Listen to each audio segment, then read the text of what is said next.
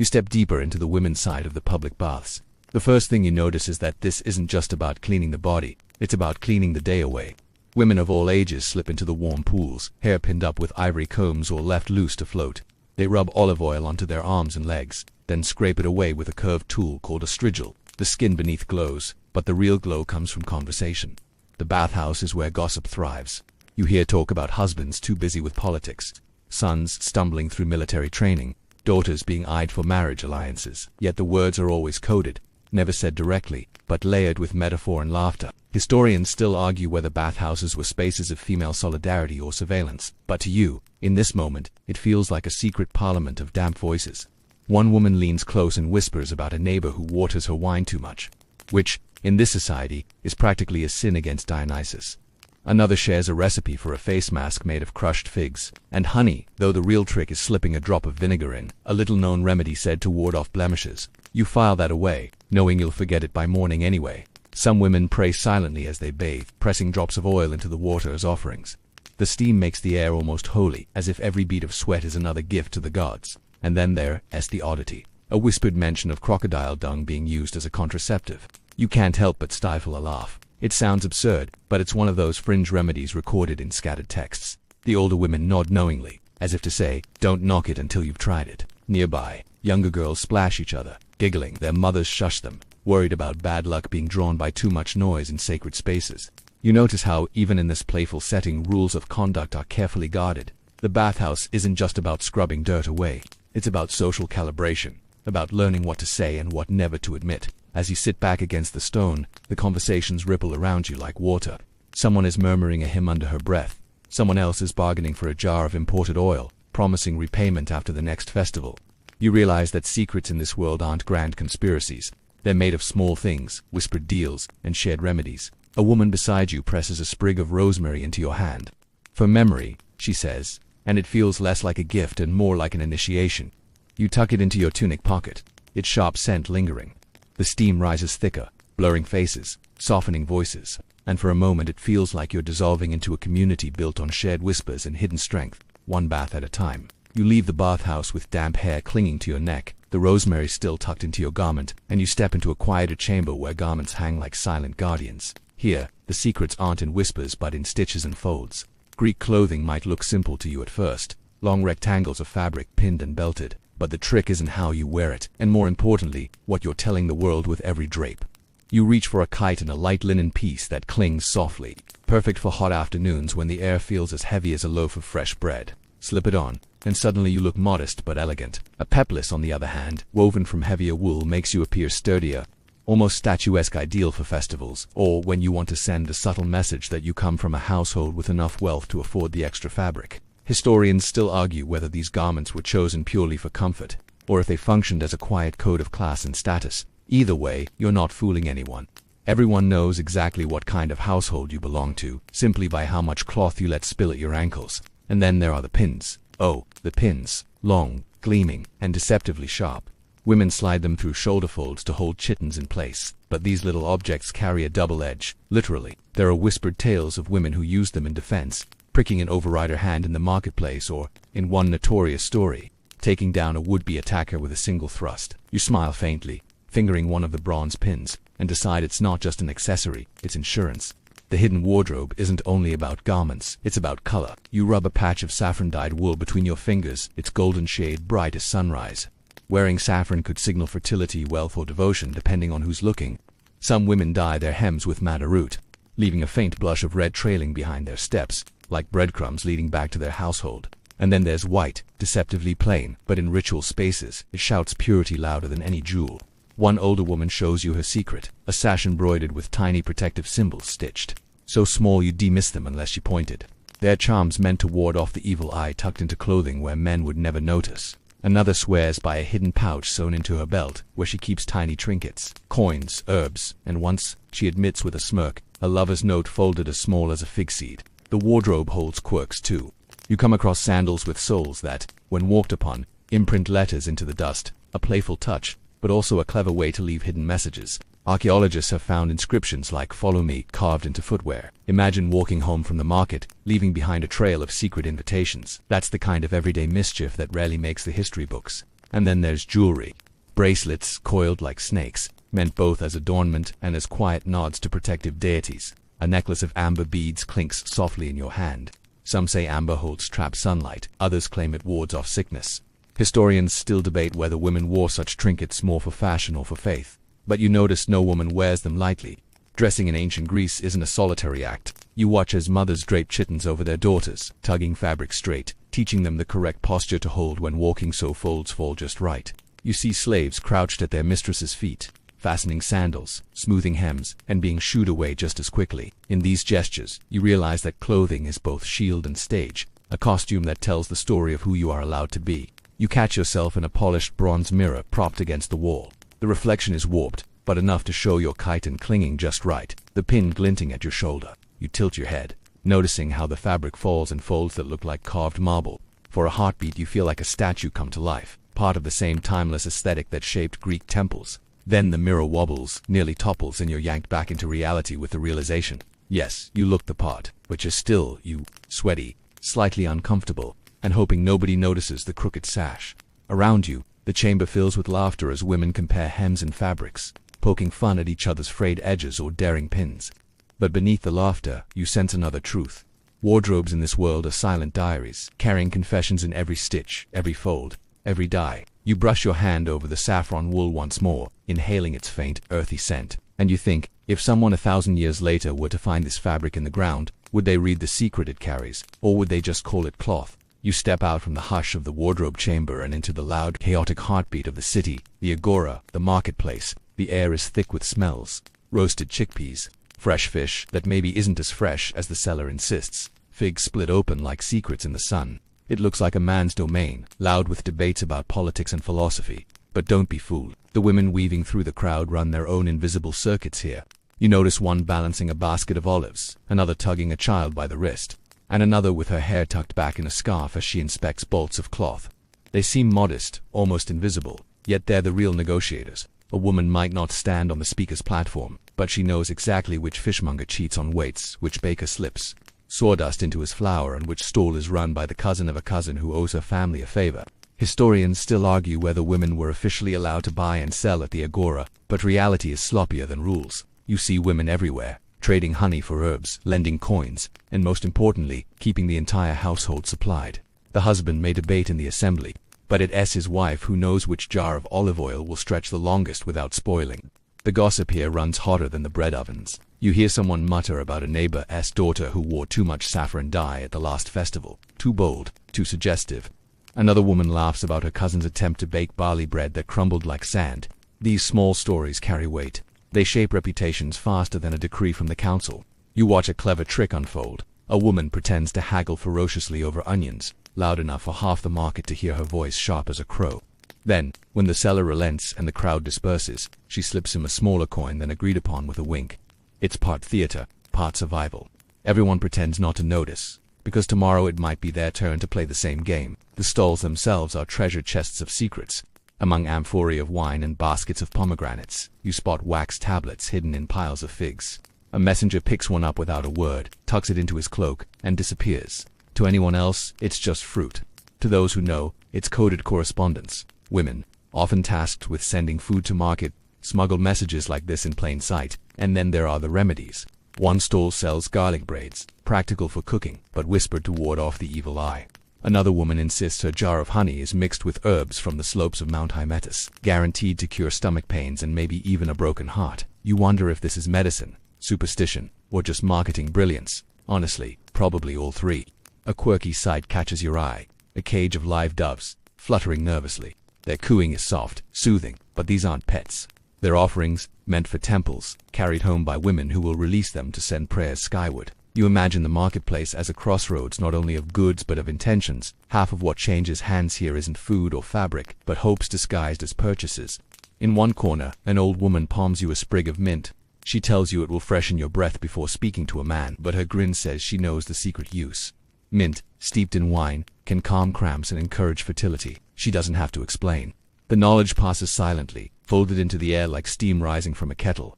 You pause by a sandal stall, where pairs hang in rows like sleeping bats.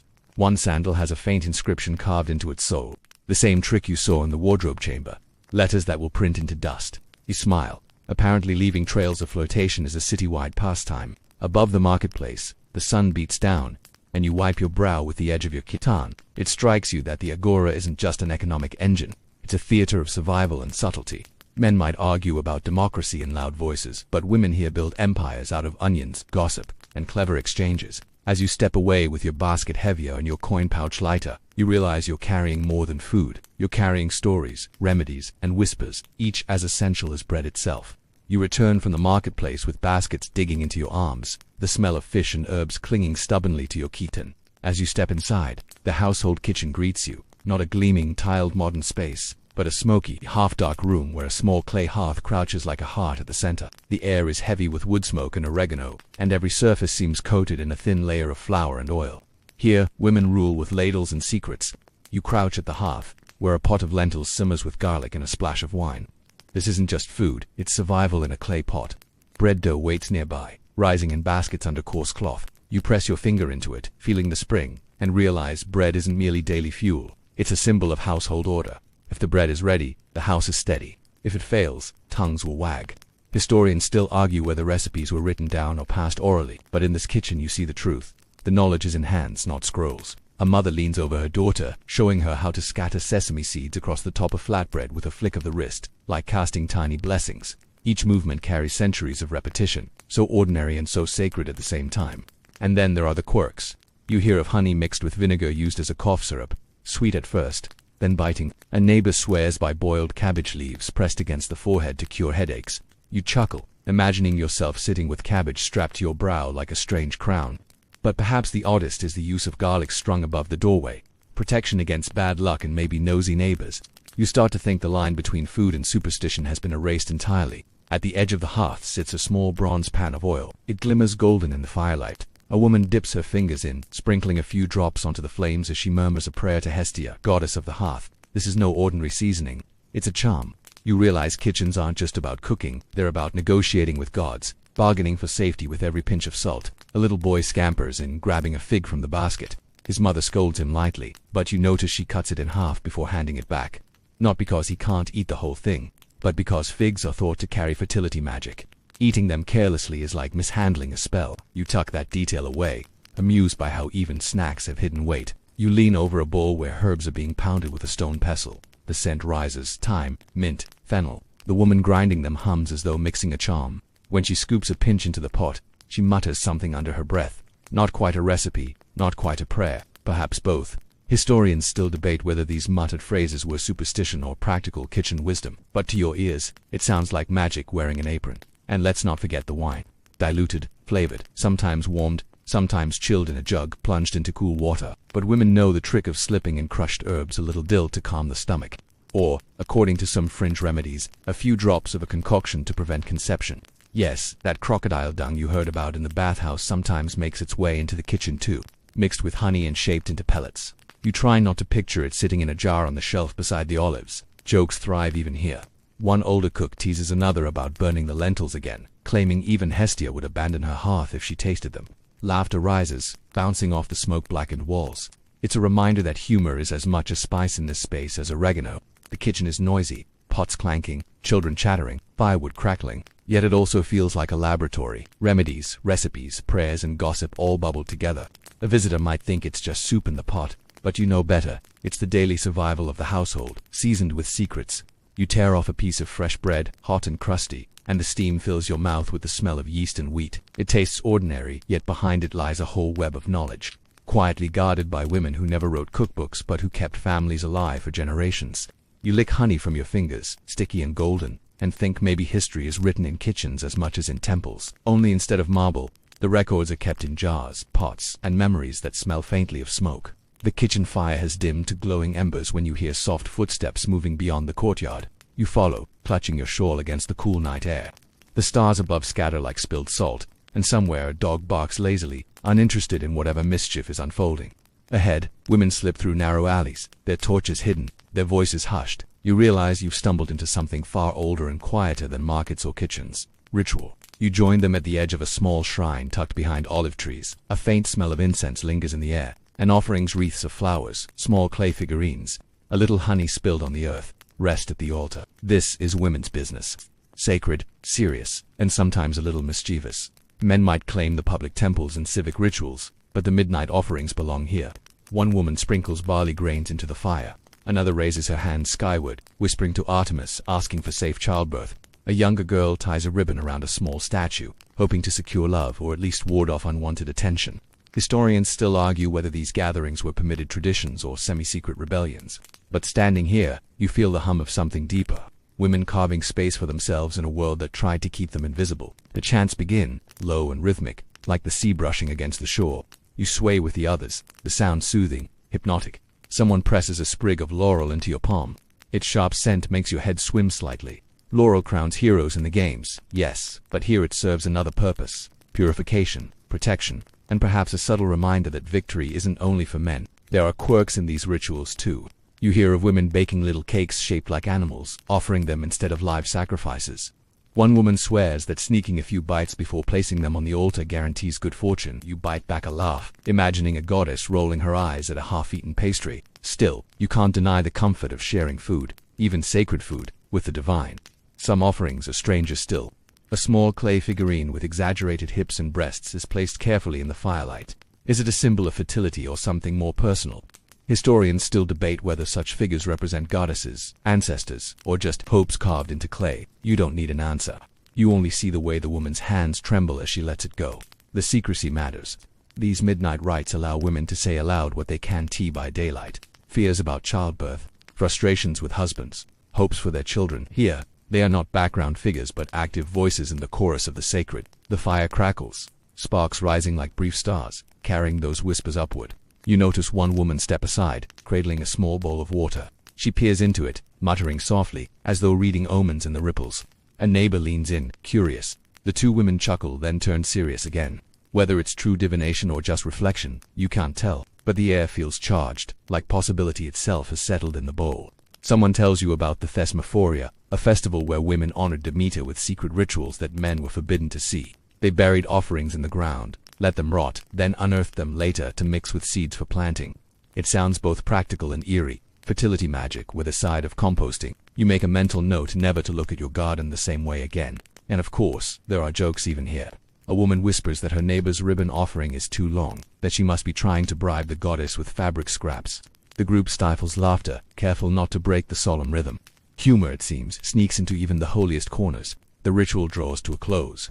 The fire is reduced to embers, the barley grains consumed, the offerings left glowing faintly.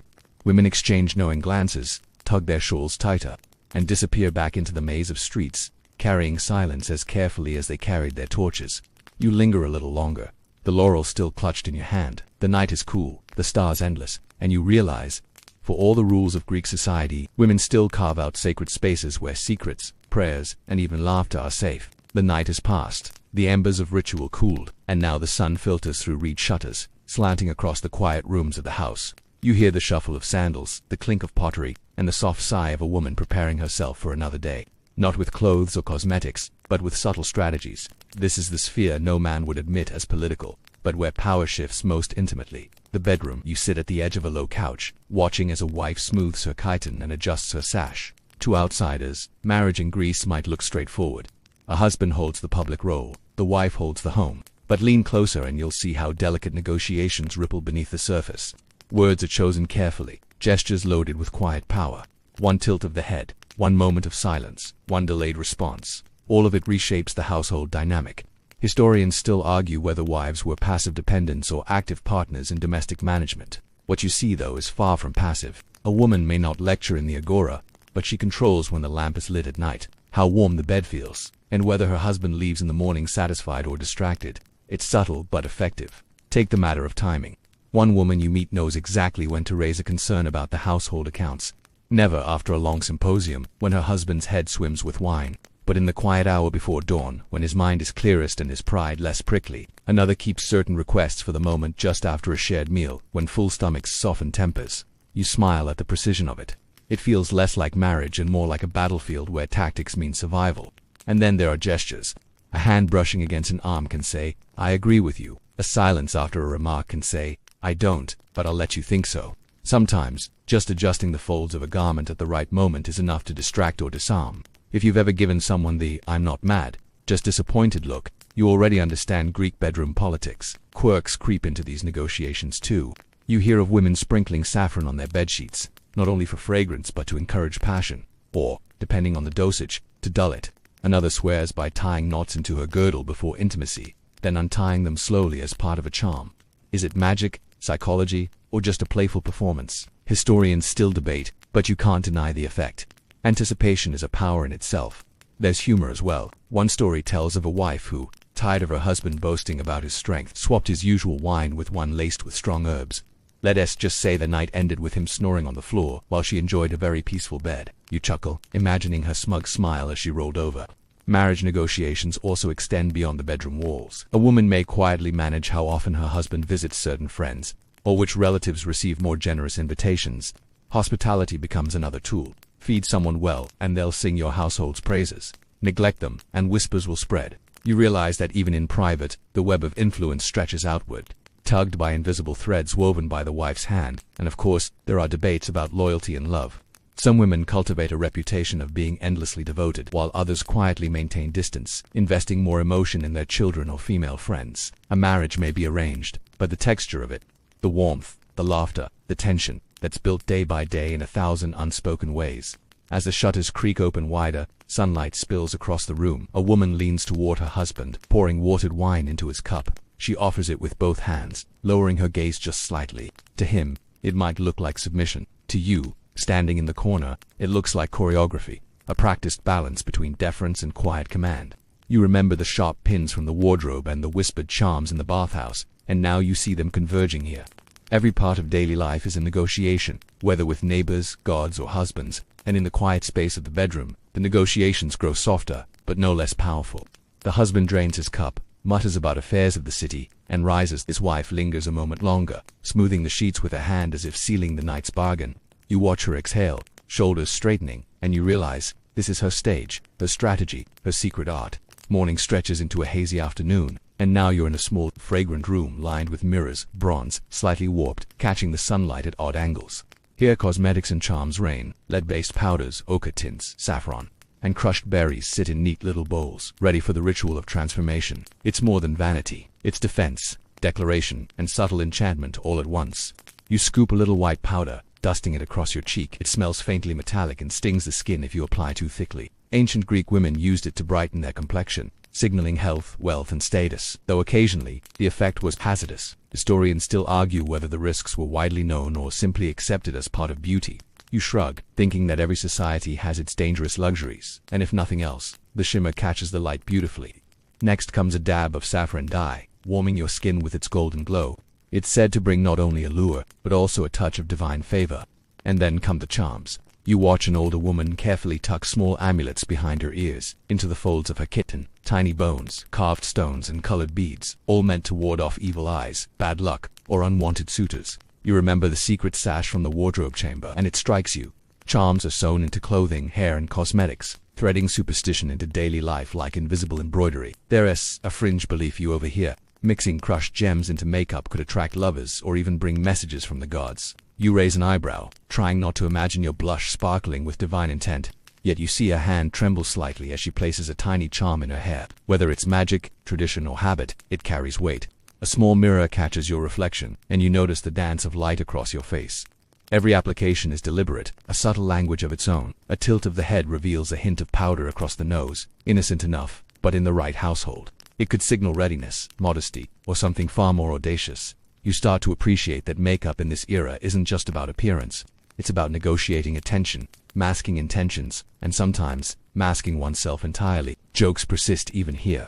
Someone whispers that if a man notices the wrong amount of rouge, it might be a divine test, or simply poor application. Laughter bubbles softly among the women, careful to remain private. Humor, it seems, is as vital as saffron or lead. Some women carry protective spells in their cosmetic boxes, a pinch of salt tucked inside a jar of pigment, a small folded note beneath a rouge container. Defense is layered in plain sight. You smile, recognizing a pattern. Every ordinary action in a Greek woman's life doubles as precaution. Even the act of painting your face is a ritual of survival. You notice the youngest girl watching the older women closely. They hand her a tiny pot of ochre, guiding her fingers as she traces it lightly on her cheeks. Lessons are silent but precise. Observe, mimic, and remember. You realize that knowledge of charms, powders, and gestures passes from woman to woman, often more faithfully than any written scroll. You dab a final bit of color along your lips, the subtle red glinting in the bronze mirror. It's practical and symbolic, marking you as someone awake, aware, and ready. Perhaps no one notices, or perhaps they notice far more than they admit. You remember the bathhouse whispers, the coded clothing, and the marketplace maneuvers, and suddenly, cosmetics feel less like vanity and more like armor. The scent of saffron and herbs lingers in the room as you step away from the mirror. You realize each stroke, each dab, is part of a rhythm, a hidden choreography that women perform daily, both to navigate society and to carve out the space where they can remain themselves. The day stretches on, and the air grows thick with the hum of the city beyond the courtyard. You follow a woman down narrow stairs to a dim room where the midwife waits. The walls are whitewashed but scarred with time and use, the smell of herbs mingling with the faint tang of iron. Here the secrets of birth and survival are whispered in hushed tones, and every movement carries the weight of generations. You watch as the midwife arranges her tools: small knives, oil lamps, cloths, and jars of potions. Her hands are steady, her eyes sharp, and her presence commanding. She is both healer and guardian, a woman who holds life in her grasp, balancing skill and instinct. Historians still argue whether midwives held formal authority or operated entirely in the shadows of patriarchal households. But here, you can see the quiet power she wields. A young mother breathes softly on the bed, her husband waiting outside. You notice the tension in the air, and the midwife leans close, murmuring chants under her breath. The words are part instruction, part charm, meant to guide the birth safely and shield mother and child from spirits or misfortune. The air is thick with oil, sweat, and lavender. It's intimate, almost sacred, yet entirely ordinary in this space. You glimpse the fringe practices: herbs crushed in a mortar, sprinkled into water, or applied to the mother's abdomen. One remedy claims to speed labor, another to ease pain. Some are simple folk wisdom. Others, more arcane, have origins lost to time. You suppress a shiver, remembering the unusual remedies you've seen in bathhouses and kitchens: crocodile dung, honey mixtures, and now motley array of roots and oils. Laughter comes softly from a corner where the midwife's apprentice observes and mimics. She whispers jokes about the mother's stubborn baby, careful not to disturb the rhythm of the room. Humor again threads itself through tension, offering a gentle exhale amid life's intensity. You notice the subtle negotiations at play. The mother's gaze meets the midwife's, conveying trust, fear, or sometimes defiance. A small movement, a nod, a gentle push, each signal shapes the process as much as herbs or techniques. These are women communicating beyond words, orchestrating life in a space men rarely enter. The midwife instructs the mother's attendants, guiding them in massage, support, and chant.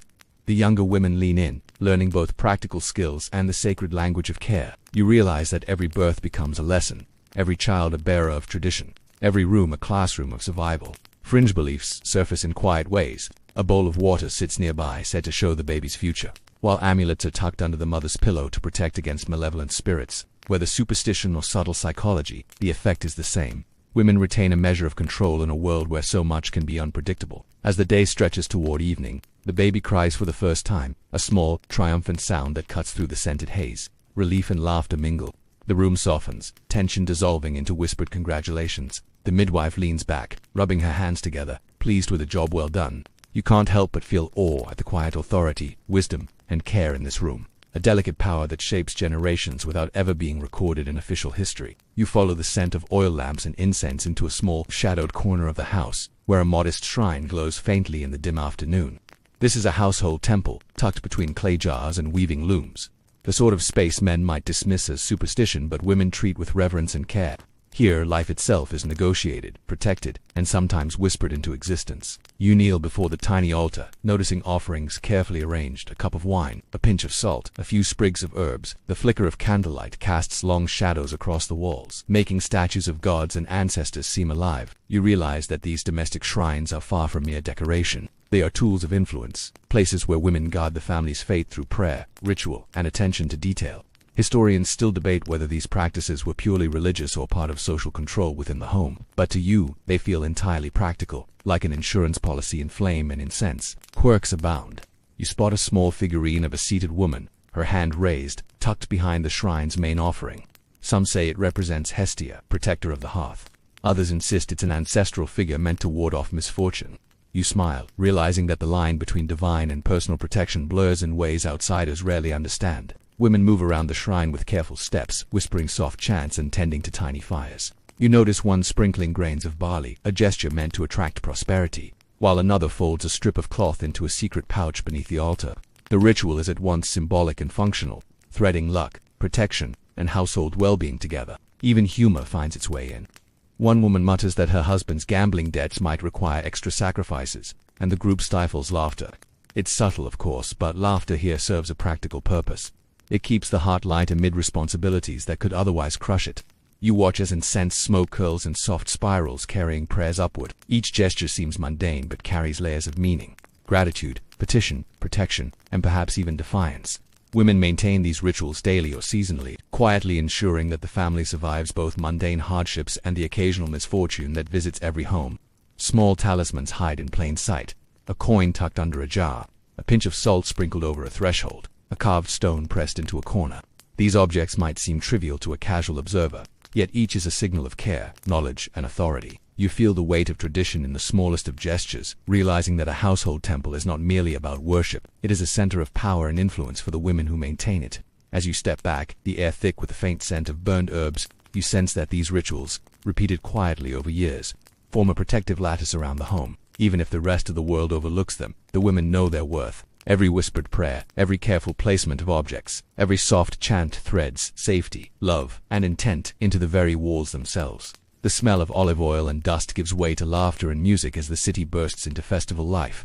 You slip out quietly, leaving the hearth and household temple behind, drawn toward the streets alive with color, dance, and the subtle chaos of Dionysian celebrations. Rules bend here, boundaries blur, and women, normally constrained by expectation, find pockets of freedom, movement, and even mischief. You weave through crowds draped in vibrant fabrics, hearing flutes and drums, catching glimpses of masks that hide faces and reveal boldness in equal measure. Historians still argue whether these festivals were more religious observance or sanctioned license to release tension, but to you, the distinction doesn't matter. Here, laughter feels sacred, and every stolen glance or whispered joke carries weight. Women slip through the crowd with confident ease. One balances a small amphora of wine while exchanging knowing smiles with friends across the square. Another dances lightly, her gestures teasing, carefully timed to avoid attracting the wrong attention. You notice how even the simplest movements, the tilt of a head, the swing of a skirt, communicate freedom, intention, and sometimes defiance. Among the quirky customs, you see offerings tossed into fountains or left at street corners, tiny gifts to deities for protection or fortune. Some women hide small charms in their hair or under their belts, combining safety and flair in one subtle act. The crowd's energy masks these practices, allowing the rituals to continue in plain sight. You pause at a corner, where a small troupe performs a pantomime. Their exaggerated gestures parody city officials, soldiers, and wealthy men, and the women watching can laugh freely, knowing the satire is theirs alone to enjoy. Humor, you realize again, threads through rebellion and resilience, a quiet tool to reclaim agency even when society imposes limits. There are whispered secrets in the marketplace too. A woman passes another a folded piece of cloth, a message hidden inside. You remember similar exchanges in kitchens and the agora. The pattern is clear. Festivals amplify both freedom and communication. They are a stage for social negotiation under the guise of revelry. Food, too, is part of the ritual. Women offer pastries, nuts, and wine to one another, small tokens that serve both pleasure and diplomacy. A joke about a neighbor's overeager dancing partner elicits a ripple of laughter. The simplicity of it masks the complex web of alliances, favors, and observations that underpin daily life. The sun begins its slow descent, softening shadows and painting the city in gold. You pause, feeling the exhilaration of movement, the warmth of shared glances, and the quiet satisfaction of secrets safely exchanged. The festival is not only a release from daily chores and obligations, it is a carefully navigated arena where women claim visibility, agency, and a momentary shift in power. As you leave the music behind, slipping down a quiet alley with the scent of wine and roasting nuts lingering in your nose, you realize these nights are not frivolous. They are a testament to adaptability, cunning, and a subtle strength that carries through every aspect of Greek women's lives. From bathhouses to bedrooms, kitchens to shrines, the festival's excitement fades behind you as you enter a quieter street lined with houses whose walls hold centuries of family secrets. Here, money talks softly but insistently. You notice women carrying small pouches of coins, tallying dowries, calculating loans, and managing resources with a precision that would make any accountant proud. While men may discuss estates in the agora, it is women who keep the real ledger in their minds, tucked into folds of cloth or the hems of garments. You follow one as she slips into her home, careful to avoid neighbors' eyes. She counts coins, dividing them into jars labeled for different purposes: household maintenance, food, favors owed, and a secret reserve just for emergencies. Historians still argue whether Greek women officially owned property or wealth, but watching her maneuvering these small piles, you realize ownership is as much a matter of cunning and discretion as legal recognition. Curious, you peer into the corners of the room. A woman pulls out a tiny chest, opening it to reveal hidden coins, tokens of independence she may never flaunt, but which allow her a measure of security and autonomy. There are stories of women loaning small sums to neighbors, knowing repayment will be less about currency and more about favor and obligation. Each transaction builds invisible threads of power, silently binding the community together. Quirks abound here, too. One woman keeps a few coins wrapped in herbs, claiming the mix will attract prosperity and shield her from theft. Another hides a gold coin in a loaf of bread for luck, a trick learned from her mother and likely taught 2 daughters in turn. You can't help but smile. Fortune and superstition, practical finance and subtle ritual, all wrapped into the same daily task. You notice that laughter threads through even this precise work. One woman teases her sister about the secret fortune she's stashing under the loom, making sure the elder never notices how well the younger actually knows the household finances. Humor and power intermingle. Sometimes a joke carries more authority than an outright declaration. Downstairs, a basket of household goods waits for barter at the market: olive oil, honey, cheese, and linen. You watch her carefully set aside coins to match the value of what she plans to trade, quietly teaching younger women the art of negotiation and prudence. Every decision is deliberate. Which vendor to trust, which coin to display, which measure to conceal. Even mundane chores carry hidden authority. You see her adjust the weights of her scales subtly, ensuring fairness while protecting her household's advantage. The same hands that stir bread dough also manage economic survival, demonstrating an often overlooked sophistication. By evening, the coins are accounted for, jars replenished, and hidden reserves secured. The quiet diligence of wealth management feels almost like a performance, a dance that balances prudence, subtlety, and community trust. As you step back and take a deep breath, you realize that controlling money is one of the most potent ways women influence their world, quietly threading stability and power into every corner of the household. Evening settles into a gentle hush, and the smell of olive oil and baking drifts through the narrow streets as you wander toward the loom room. Here, the rhythm of daily life slows, replaced by the quiet clack and creak of weaving. Looms rise like silent sentinels, threads taut and colored, waiting for hands skilled enough to transform them into textiles that carry both beauty and meaning. You run your fingers along a bolt of dyed wool, feeling the texture and noticing subtle imperfections. These flaws are not failures. They are signatures of the artisan, small quirks that mark the fabric as human, not machine. Fringe evidence shows some women incorporated tiny symbols or initials into the weave, messages invisible to the untrained eye. Historians still argue whether such details were practical, superstitious, or purely decorative, but you can see the care woven into every thread. A matron adjusts the warp threads on her loom, guiding a young girl in the art of weaving. The girl's fingers are small and clumsy, yet she mimics the matron's precise movements. Learning the hidden language of textiles, you notice a subtle pattern forming in the cloth. Diagonal lines, tiny zigzags, each carrying both aesthetic beauty and coded messages. Perhaps it signals a household's status or communicates hope, desire, or a playful warning. Quirks in weaving abound. You spot a piece dyed in a rare combination of indigo and madder, a choice that signals cleverness or possibly a household's wealth. Another piece is intentionally left unfinished at the edge, a deliberate stylistic choice that also serves as a cautionary symbol to those who know how to read it. These choices are layered, aesthetic, communicative, protective, and sometimes mischievous. The room hums with quiet chatter. Women tease each other about crooked lines or overly ambitious patterns, laughter bouncing lightly over the warp threads. Humor softens concentration and fosters connection.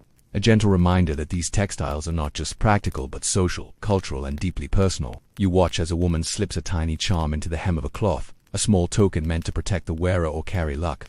You recall the hidden charms behind ears, sewn into kitten folds, tucked in sacred shrines. It becomes clear. Greek women are weaving both fabric and fortune, stitching invisible threads of protection and intention into the material world. The loom is more than a tool, it's a stage. Women negotiate status, communicate secret messages, and assert subtle power all through the tactile, repetitive motions of weaving. Even the sound of the shuttle, clack, swish clack, carries rhythm, almost like a heartbeat, marking time and tradition. By nightfall, you step back to admire a finished piece.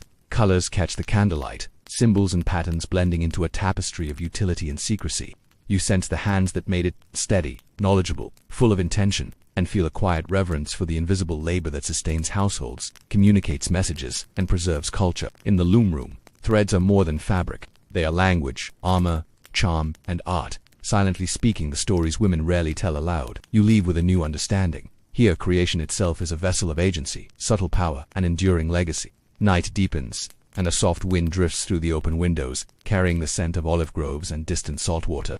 You find yourself in a quiet courtyard where women gather under the moonlight to spin wool, turning raw fleece into thread as their ancestors did for generations. The repetitive motion is soothing, almost meditative, yet it is also a deliberate act of creation that sustains households that in turn shape society. You pick up a spindle, feeling its weight, and watch the fibers twist around it. Every rotation is deliberate, balancing tension and rhythm. Historians still argue whether spinning was simply labor or a kind of ritualized skill that transmitted cultural knowledge, but you feel it as both. Practical, yet quietly sacred. The sound of fiber brushing against itself is hypnotic, like the whisper of a hidden story carried on the night air. Quirks appear even in this seemingly mundane task. One woman sings softly while she spins, the melody believed to encourage the fibers to twist more smoothly or perhaps to attract good fortune. Another ties tiny knots at intervals, a private charm woven into the thread. You smile, realizing that superstition, practicality, and artistry blend seamlessly in the hands of these women. Conversation floats on the wind. One woman jokes about a neighbor who spins so fast her yarn tangles into a disaster, eliciting laughter without judgment. Humor, again, threads subtly into labor, keeping tension low and teaching patience while reinforcing community bonds. You notice gestures and posture carry meaning here as well. A tilted head or a slow pause can convey observation, consent, or mild warning to those seated nearby. The spinning circle becomes a subtle forum of communication, much like the kitchen or marketplace, where women speak without words and exert influence quietly yet effectively among the fibers. Protective charms continue to appear. Tiny seeds, small coins, or miniature knots are slipped into skeins, guarding against misfortune or injury. You recall hidden charms sewn into clothing, sprinkled in food, and tucked into household shrines. The pattern is unmistakable. Women create invisible safety nets woven through daily life. You spin for a while, letting your fingers memorize the rhythm. The wool twists, forming a supple thread, soft and strong. Every strand feels like a story, carrying tradition, skill, and care. The moonlight casts silver shadows on the courtyard, highlighting the simplicity and profundity of this labor. As the night grows quiet, the women exchange gentle advice, stories, and laughter. You realize that spinning, like weaving or household management, is both survival and subtle rebellion.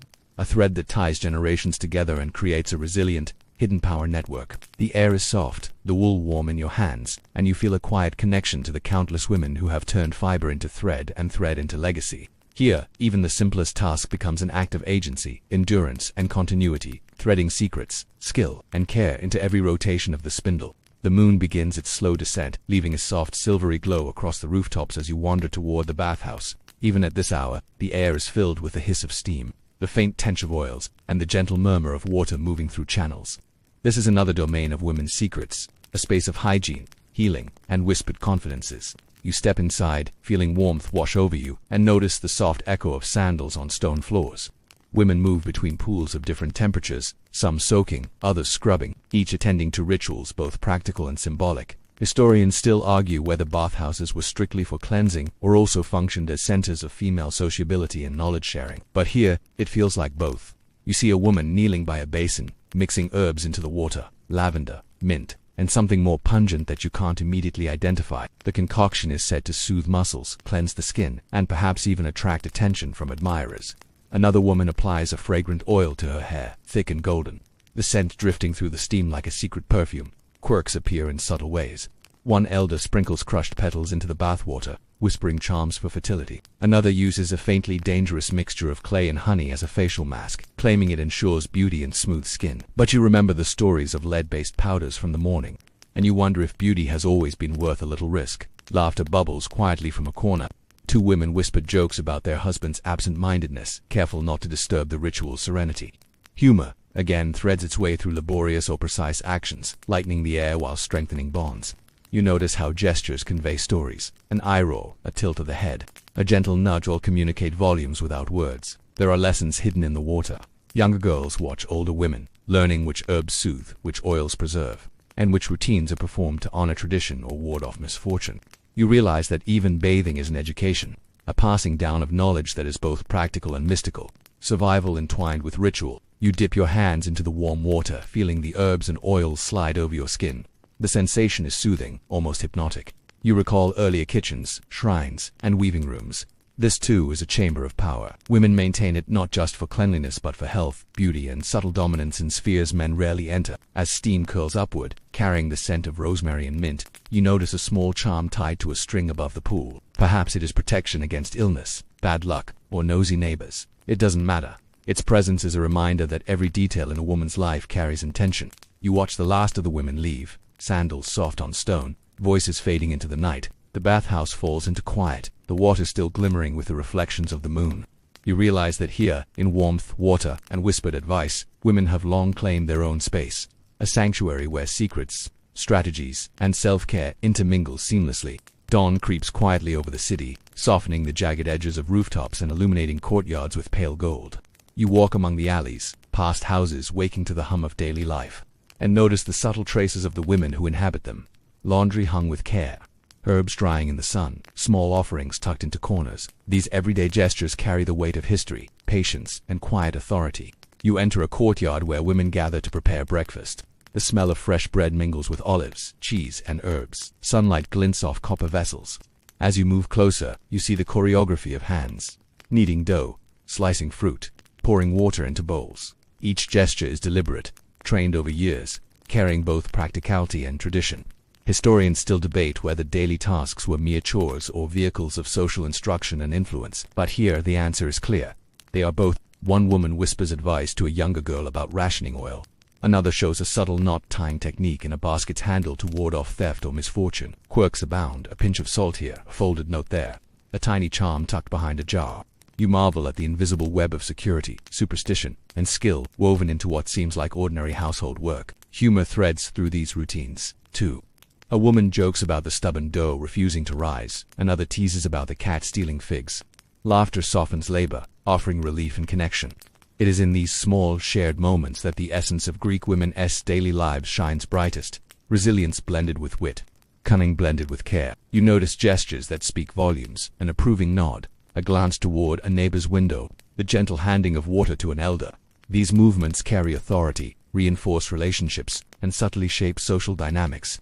The mundane is anything but ordinary. Earlier lessons converge in your mind. The whispered charms in the shrine, the careful application of cosmetics, the deliberate steps in weaving and spinning, the strategic household management, the secret negotiations of marriage, and the communal freedoms glimpsed at festivals and baths. All these threads intertwine, creating a tapestry of life in which women exercise agency and resilience at every turn. You sit on a low stone bench, watching the city wake. A soft breeze carries the scents of bread, herbs, and distant sea. You'll realize that the ordinary routines, the cooking, weaving, bathing, managing, teaching, and guiding, compose a hidden but formidable network of influence. Women may have been excluded from public power, but they thrived in domestic, social, and spiritual arenas, threading care, skill, and strategy through every day. As the sun climbs higher, you take a deep breath, savoring the subtle symphony of scents, sounds, and motions.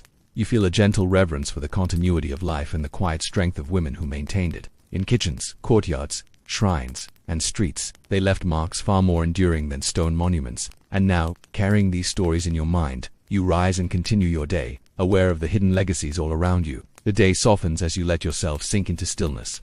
Imagine the city quieting, rooftops warm under the sun, and the gentle hum of life fading into a lull. You feel the subtle rhythm of countless routines, hands kneading bread, spindles spinning, water rippling in bathhouses, all blending into a slow, comforting pulse that echoes through time. Each small gesture, every whispered charm, every careful application of color or charm, has left a legacy, a hidden resonance in the fabric of life. You think of kitchens and courtyards, shrines and looms, and realize that history is not only carved in marble or etched in scrolls. It is breathed into daily routines, carried in quiet skill, and spoken softly through generations of women. The scent of herbs, the warmth of a hearth, the gleam of sunlight on woven threads, all linger in your imagination, gentle and reassuring. You picture the laughter that threaded through labor, the subtle negotiations that shaped households, the quiet power that never sought acclaim but shaped life in ways monumental and unseen. As your breathing slows, the stories of these women settle around you, like a soft quilt of memory and care. There is no rush here, no judgment, only the steady pulse of human experience flowing through kitchens, bedrooms, streets, and shrines. Now, as you feel your eyelids grow heavy, let the soft cadence of these lives ease you further. Imagine the city in quiet reflection, each woman carrying secrets, skills, and subtle authority into another day. The ordinary becomes extraordinary, the mundane sacred, and history whispers in the gentle moments of daily life. Let your mind drift with these images. slow and unhurried, until the stories dissolve into dreams. Rest here, in the soft glow of memory and imagination, comforted by the enduring rhythm of human care and quiet strength.